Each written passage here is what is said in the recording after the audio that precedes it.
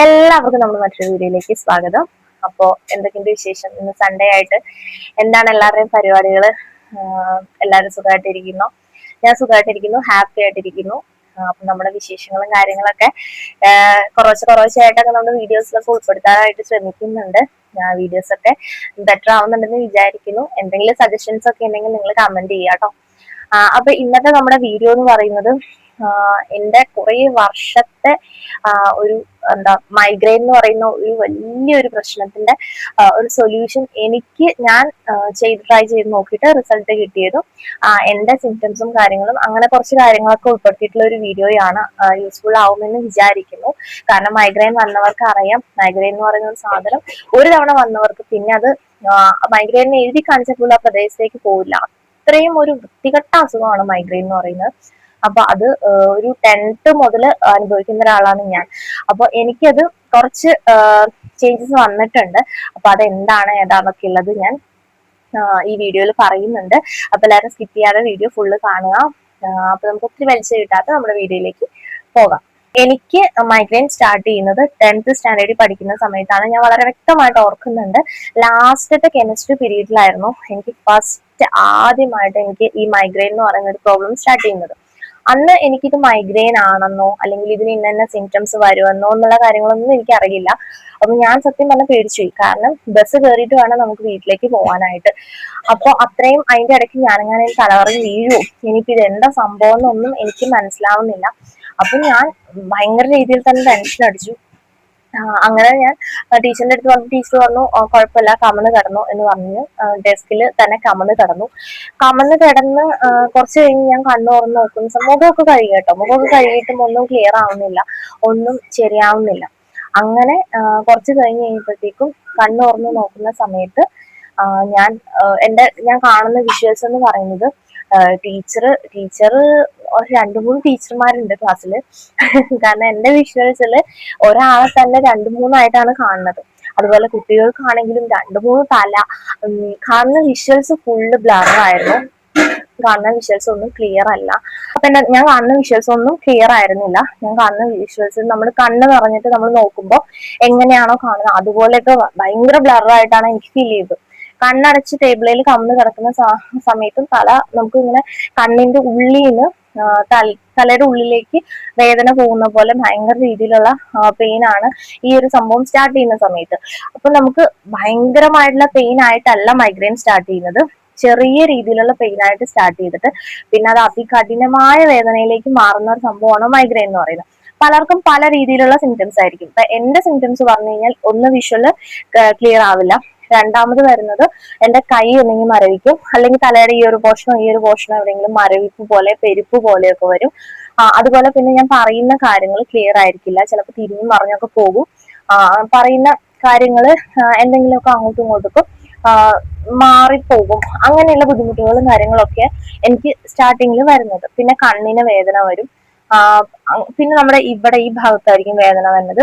അത് കഴിഞ്ഞിട്ടാണ് പിന്നെ കൂടി ഇത് കുറച്ചുകൂടി പെയിൻ കൂടി വരുന്നത്. അങ്ങനെ വരുന്ന സമയത്ത് ഫസ്റ്റ് ഒന്നും എനിക്കറിയില്ല. ഈ 10th പഠിക്കുന്ന സമയത്ത് ഒരു തവണയാണ് മൈഗ്രെയിന്റെ പെയിൻ വന്നത്. അത് കഴിഞ്ഞ് പിന്നെ +1 പഠിക്കുന്ന ടൈമിലാണ് മൈഗ്രെയിന്റെ പെയിൻ വരുന്നത്. അത് കഴിഞ്ഞ് അതും അങ്ങോട്ട് മാറി. പക്ഷെ ആ രണ്ടാമത് വന്ന സമയത്ത് എനിക്ക് പുതിയതായിട്ട് വന്ന ഒരു സംഭവമായിരുന്നു വോമിറ്റിംഗ്. നമുക്ക് തലവേദന വന്നങ്ങ് കൂടി കഴിഞ്ഞ് കഴിയുമ്പോഴത്തേക്കും നമുക്ക് വോമിറ്റ് ചെയ്യാൻ തോന്നും. നമുക്ക് ഒരു ഫുഡും കഴിക്കാൻ പറ്റത്തില്ല. അപ്പൊ വോമിറ്റ് ചെയ്ത് കഴിഞ്ഞ് കഴിയുമ്പോഴത്തേക്കും നമുക്ക് കുറച്ച് ആശ്വാസം കിട്ടും. നല്ല രീതിയിൽ നമ്മൾ വോമിറ്റ് ചെയ്ത് പോയി കഴിഞ്ഞ് കഴിയുമ്പോഴത്തേക്കും നമുക്ക് നല്ല രീതിയിലുള്ള റിലീഫ് കിട്ടും. അപ്പൊ അതുവരെ ഞാൻ തലയൊക്കെ ഇങ്ങനെ തുണിയും കൊണ്ട് കെട്ടി മുറുക്കി വെക്കും. പക്ഷെ മുറുക്കി കെട്ടുന്ന സമയത്ത് നമുക്ക് ഭയങ്കര വിങ്ങല് ഫീൽ ചെയ്യും.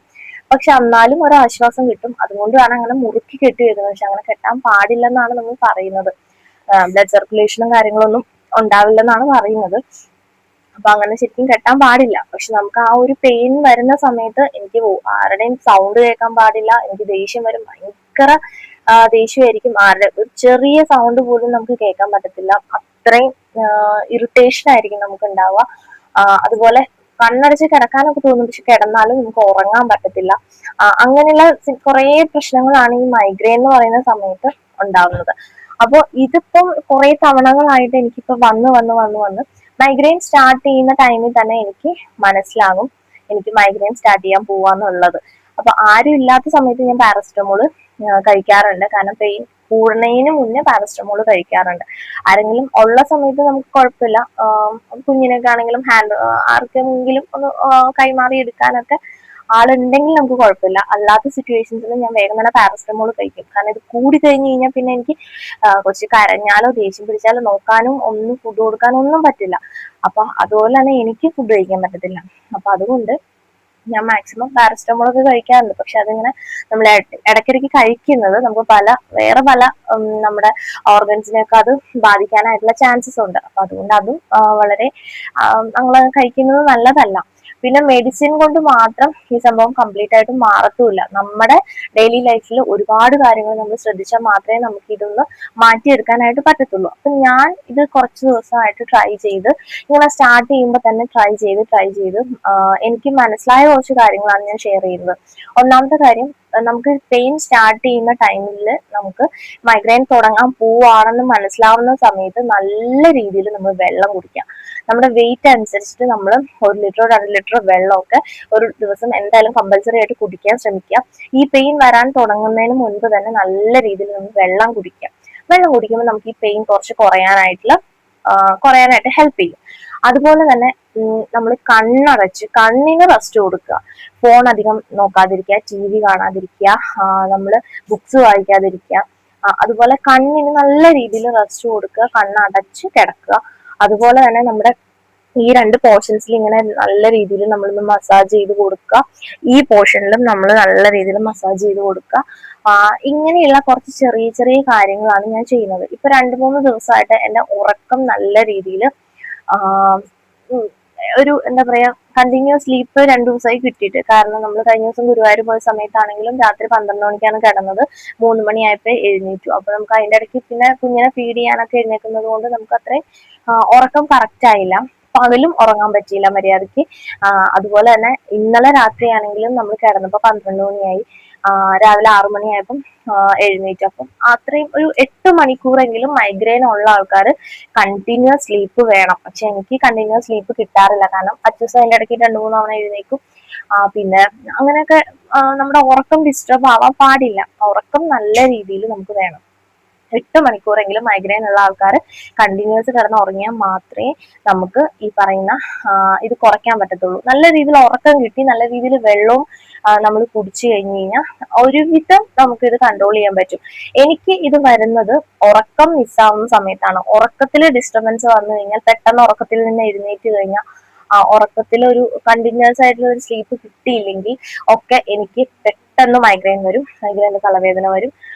അപ്പൊ അത് എനിക്ക് കറക്റ്റ് ആയിട്ട് ഐഡന്റിഫൈ ചെയ്യാൻ പറ്റും. അപ്പൊ ഓരോരുത്തർക്ക് ഡിഫറെന്റ് ആയിട്ടുള്ള സിംറ്റംസ് ആയിരിക്കും വരുന്നത്. അതെന്താന്ന് കറക്റ്റ് ആയിട്ട് നമ്മൾ കണ്ടുപിടിക്കാൻ പറ്റാന്നുണ്ടെങ്കിൽ നമുക്ക് അതൊന്ന് അവോയ്ഡ് ചെയ്ത് നിർത്തി കഴിഞ്ഞു കഴിഞ്ഞാൽ നമുക്ക് ഈ പറയുന്ന മൈഗ്രെയിന് ഒരു ആശ്വാസം കിട്ടും. ചിലപ്പോൾ ചില സ്മെല്ലുകൾ അടിക്കുമ്പോഴായിരിക്കും ചിലർക്ക് മൈഗ്രെയിൻ വരുന്നത്. ചിലർക്ക് ഈ പറഞ്ഞ പോലെ ഒരുപാട് സ്ട്രെയിൻ വരുമ്പോ, ടെൻഷൻ വരുമ്പോ, സങ്കടം വരുമ്പോ, അങ്ങനെ ഓരോരുത്തർക്ക് പല രീതിയിലായിരിക്കും ഈ മൈഗ്രെയിൻ വരുന്ന കാരണം. അപ്പൊ നമ്മൾ എന്താ അതിന്റെ കാരണം എന്നുള്ളത് പ്രോപ്പറായിട്ട് കണ്ടുപിടിക്കുകയാണെന്നുണ്ടെങ്കിൽ അത് നമ്മൾ ഒന്ന് കൺട്രോൾ ചെയ്യാനും മാറ്റി നിർത്താനും ഒക്കെ ശ്രമിക്കുകയാണെന്നുണ്ടെങ്കിൽ നമുക്ക് കുറെയൊക്കെ ഈ ഒരു സംഭവം കൺട്രോൾ ചെയ്യാൻ പറ്റും. അപ്പൊ എനിക്ക് ഈ ഒരു ഇത് മാറ്റാൻ വേണ്ടി ഞാൻ ചെയ്ത കുറച്ച് കാര്യങ്ങളാണ് നല്ല രീതിയിൽ ഉറക്കം, നേരത്തെ കിടന്ന് ഉറങ്ങണം, ഇങ്ങനെയുള്ള കാര്യങ്ങളൊക്കെ ശ്രദ്ധിക്കാൻ തുടങ്ങി. വെള്ളം കുടിക്കുക, ഇത് വരുന്ന സമയത്ത് തന്നെ വെള്ളം കുടിക്കുക. അതുപോലെ കണ്ണിന് റെസ്റ്റ് കൊടുക്കുക. അത് വരുന്ന സമയത്ത് അധികം ഫോണിലേക്ക് നോക്കാതിരിക്കുക. അങ്ങനെയുള്ള കുറച്ച് കാര്യങ്ങളാണ് ഞാൻ നോക്കിയത്. അത് ഭയങ്കര രീതിയിലുള്ള യൂസ്ഫുൾ ആയിട്ടുള്ള ഒരു കാര്യമാണ് കേട്ടോ. നമുക്കിത് വരുന്ന സമയത്ത് തന്നെ ഹെഡ് മസാജ് ചെയ്ത് കൊടുക്കുക. ഇങ്ങനെയുള്ള കാര്യങ്ങളൊക്കെ ഒന്ന് ചെയ്യുകയാണെന്നുണ്ടെങ്കിൽ നമുക്ക് മൈഗ്രെയിനിൽ നിന്ന് കുറച്ചൊന്ന് റിലീഫ് കിട്ടും. അപ്പോൾ ഇത് ഞാൻ എക്സ്പീരിയൻസ് ചെയ്ത ഒരു കാര്യമാണ്. ഓരോരുത്തർക്ക് ഡിഫറെന്റ് ആയിരിക്കും. ചിലർക്ക് അതികഠിനമായിരിക്കും. എന്തായാലും ഒമിറ്റ് ചെയ്ത് കഴിഞ്ഞ് കഴിഞ്ഞാൽ പിന്നെ ഒരു ആശ്വാസം കിട്ടും. നമ്മളൊന്ന് ഉറങ്ങി എഴുന്നേറ്റാലും പിറ്റേ ദിവസം വരെ ആ വേദന നമുക്ക് ഉണ്ടാവും. അത് സ്വാഭാവികമാണ്. മൈഗ്രെയിൻ അധികം വെയിൽ കൊള്ളാതിരിക്കുക. എനിക്ക് വെയിൽ കൊള്ളുമ്പോൾ തലവേദന വരാറുണ്ട്. അപ്പം അധികം വെയിൽ കൊള്ളാതിരിക്കുക.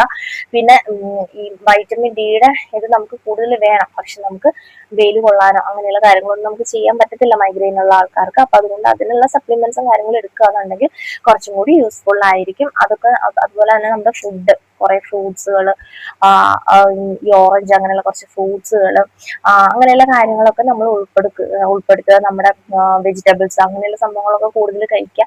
ഇതൊക്കെ നമുക്ക് നമ്മുടെ ബോഡിയുടെ ഇതുപോലെ ബോഡി നല്ല രീതിയിൽ നിർത്തുന്നത് പോലെ തന്നെ നമുക്ക് മൈഗ്രെയിൻ കുറയ്ക്കാനായിട്ട് ഹെൽപ്പ് ചെയ്യുന്ന ഒരു കാര്യമാണ് കേട്ടോ. അപ്പൊ ഇതൊക്കെ നിങ്ങളൊന്ന് ട്രൈ ചെയ്ത് നോക്കുക. ട്രൈ ചെയ്ത് നോക്കിയിട്ട് യൂസ്ഫുൾ ആവുന്നുണ്ടോ എന്ന് നോക്കുക. കാരണം മൈഗ്രെയിൻ വന്നവർക്കേ അതിന്റെ ബുദ്ധിമുട്ട് അറിയുള്ളൂ. നല്ല രീതിയിലുള്ള പെയിൻ ആയിരിക്കും. അപ്പൊ അതുകൊണ്ട് എല്ലാവരും മൈഗ്രെയിൻ ഉള്ള ആൾക്കാരൊക്കെ ഇതൊന്ന് ട്രൈ ചെയ്ത് നോക്കുക. നിങ്ങൾക്ക് എന്തെങ്കിലും ചേഞ്ച് ഉണ്ടോ എന്നുള്ളതൊക്കെ കമന്റ് ചെയ്യുക കേട്ടോ. അപ്പൊ നമുക്ക് ഇനി മറ്റൊരു വീഡിയോയിൽ കാണാം.